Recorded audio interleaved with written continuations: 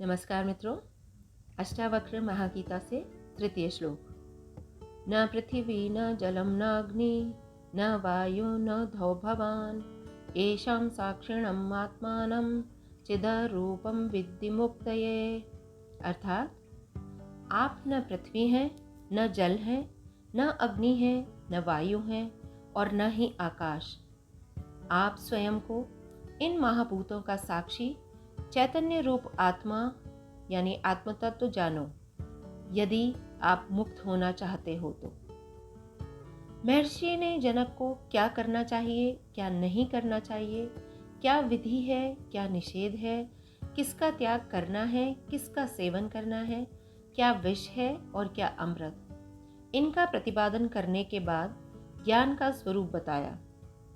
इन बहिर् साधनाओं के द्वारा जब व्यवहार शुद्ध हो जाए, अंतःकरण पक्षपात रहित हो विवेक करने लगे, आंखों पर से मोह का पर्दा हट जाए, तब मुक्ति के लिए इस बात को जानो समझो। अष्टावक्र ने यहाँ भी भवान संबोधन किया है। इस शब्द की व्याख्या पूर्व में भी की जा चुकी है। तत्वज्ञानी समस्त मर्यादाओं से परे होता है, पर तब भी ऐसे बरतता है जैसे कोई आम संसारी हो, तो उन्हें ऐसा देखकर जिज्ञासु को भटकना नहीं चाहिए। मुक्ति के लिए इस बार गुरुदेव ने सीधा साधन बताया। ऋते ज्ञानान्न मुक्ति, अर्थात ज्ञान के बिना मुक्ति नहीं होती। जैसे जैसे हम जानते हैं वैसे वैसे उससे मुक्त होते चले जाते हैं। त्याग की आत्मा है मुक्ति। त्याग बाह्य होता है, जबकि मुक्ति आंतरिक। त्यागने के बाद भी पकड़ने की संभावना है, जबकि मुक्त हुआ कभी भी किसी तरह से फिर नहीं बंधता। त्याग किया जाता है, मुक्ति घटित होती है, और जो उसे जान लेता है वह वापस नहीं आता। लेकिन कौन सा ज्ञान, किसका ज्ञान? सो महर्षि उस ज्ञान के दो पक्ष बताते हैं। एक वह जो तुम नहीं हो और दूसरा जो तुम हो। इस प्रपंच की विवेचना अध्यारोप अपवाद से होती है। अध्यारोप अर्थात ऐसा है और अपवाद ऐसा नहीं है। पहला पक्ष महर्षि ने रखा, जो जीवात्मा है ही नहीं लेकिन स्वयं को वैसा समझता है। तुम पंच महाभूत नहीं हो। इस बात को हम थोड़ा दूसरी तरह से समझते हैं।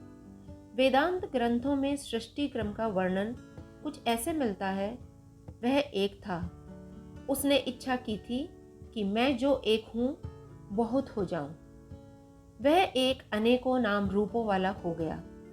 उस एक से आकाश हुआ, आकाश से वायु, वायु से अग्नि, अग्नि से जल और जल से पृथ्वी की उत्पत्ति हुई।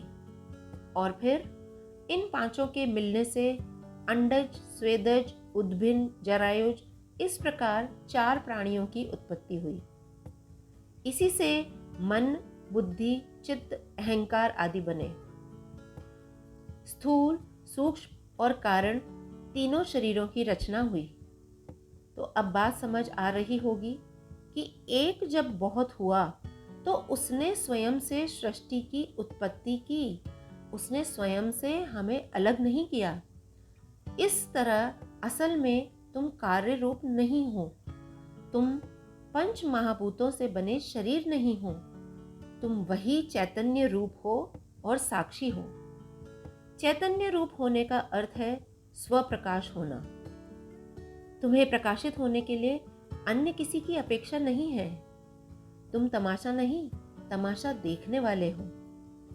इस प्रकार के ज्ञान के बिना मुक्ति का अन्य कोई साधन नहीं।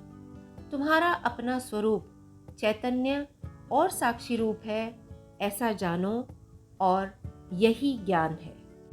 इस ज्ञान रूपी अमृत का पान आज के लिए बस इतना ही। नमस्कार।